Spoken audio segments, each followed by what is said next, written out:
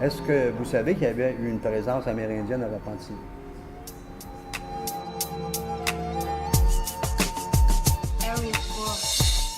Est-ce que tu filmes? Oui. Mais C'est ça, important ce c'est qu'il vrai. raconte.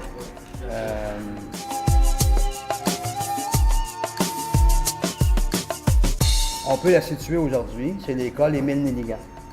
À l'école Émile Nelligan, il y avait un campement, village, c'est un gros mot, là, mais il y avait une présence amérindienne là, qu'on est après, nous, définir à l'atelier d'histoire de Repentigny. Là, puis sa raison d'être était très simple, qui s'était établie là, les Amérindiens. C'est un peu normal aussi. C'est à mi-chemin un exemple entre la rivière et le fleuve.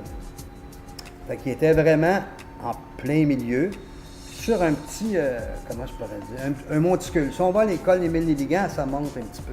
Fait qu'eux, il n'y avait pas les brises-glaces, puis quand arrivaient les débarques, bien, ils ne voulaient pas que le culture de maïs, le culture de courge soit inondé, un exemple.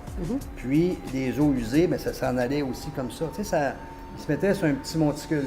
Fait que là, on a retrouvé des artefacts de ça. Il y a des pointes de flèches, il y avait des pointes de flèches, il y a plein de choses qui ont été répertoriées de là.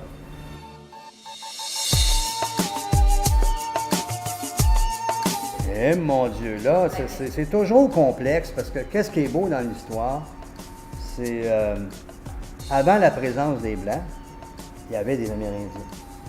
Il y avait ce qu'on appelle Hochelaga, qui est aujourd'hui Montréal, il y avait une foire de fourrure. Il y avait une foire amérindienne, là. Les Amérindiens venaient, pour la plupart avec les fourrures, venaient par la rivière des Prairies. Beaucoup la rivière de l'Assomption un peu moins, mais la rivière des Prairies, oui.